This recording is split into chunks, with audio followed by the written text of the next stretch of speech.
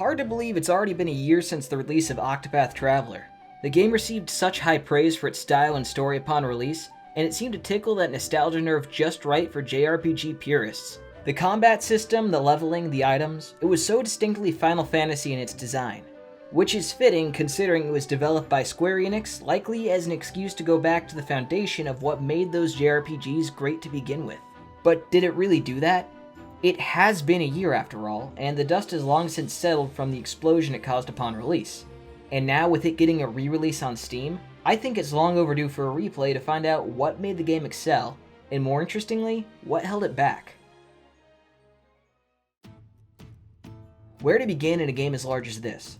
I personally think that one of the most important aspects to any video game is the gameplay itself. Can't have a game without gameplay after all. Well, you can, but they're not often very good. Octopath is a turn-based JRPG in which you control up to 4 of 8 characters at any given moment. These characters all have different classes, working as a thief, fighter, apothecary, merchant, cleric, hunter, scholar, and dancer. Every character can dual class into any of the aforementioned classes, as well as into 4 additional hidden classes that are fairly difficult to unlock. These classes are important because they directly affect the combat system and the overworld, making their purposes twofold. In combat, these classes net each character a series of abilities and weapon potential. For example, the thieving skills are dagger-based with 1 fire spell, and the scholar relies on magic with a melee staff attack. And while you could roll characters any which way, it's beneficial to keep them in their wheelhouse stat-wise. It would be useless to have a ranged character with very low ranged attack power. Outside of combat, the skills allow for several benefits. These range from stealing items, battling passive characters, observing NPCs, and gaining followers. While there are technically 8 classes, 2 of each class achieve one of the 4 categories mentioned, albeit in slightly different ways. For example, Therion and Tressa can both take an NPC's inventory, the difference being that Therion steals their inventory and Tressa can buy them out. I personally found the class system to be a joy when I first played the game. However, after a replay, I did note one major issue. 4 of the overworld abilities are almost completely useless. More often than not, you'll rely on your thief, merchant, scholar, and apothecary to handle the out-of-combat stuff. The only real benefits to battling NPCs are quest-related, and the uses for recruiting them to follow your party are few and far between.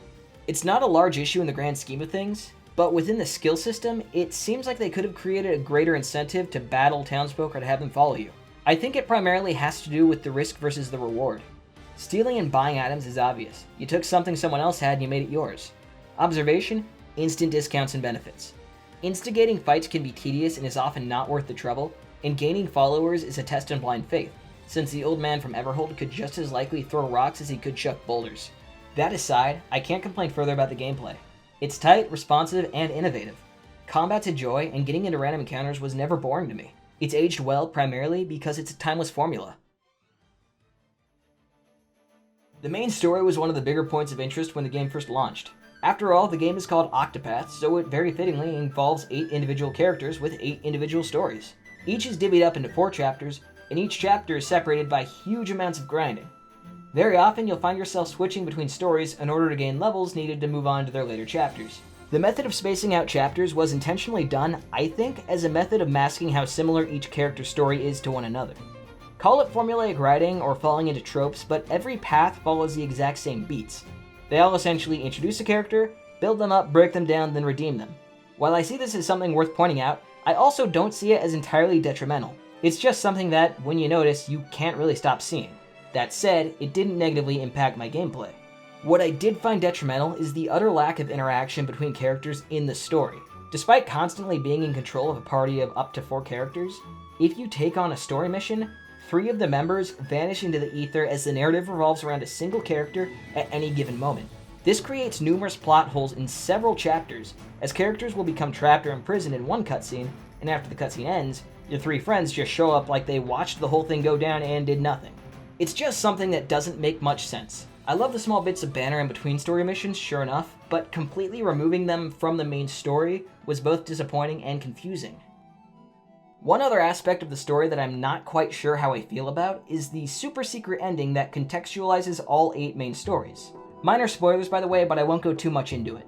After completing all 8 quests, a secret quest unlocks, which requires an additional 2 quests to access. Those 2 quests are In Search of Father and Daughter of the Dark God, and upon completing them, a final dungeon opens up and explains everything that's happened so far, since the main stories really don't do that on their own. The reason I'm still so conflicted about this is because while I love the concept of rewarding diligent players, I find it annoying that the only way the stories are contextualized is through one non-essential quest.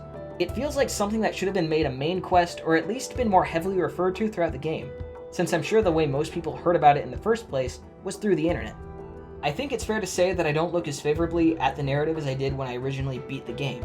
It's not bad by any means, but there are a lot of kinks that could be worked out, and many oversights in basic storytelling that are just plain difficult to overlook.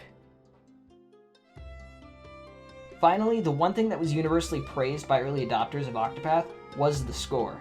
Purely instrumental tracks make up the OST, and I still think it's one of the shining features of the title.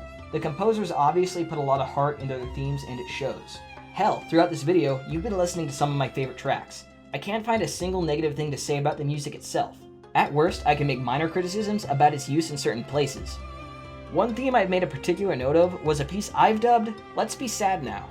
As the nickname would suggest, it's a song the game plays so that you know to be sad. It's not a bad tune, but there are quite a few sad moments in this game, so it's one you'll hear pretty frequently. Needless to say, no matter how good a song is, hear it enough and it starts to become grating. Besides that, 1 year has not impacted the score in the least, and that's a good thing.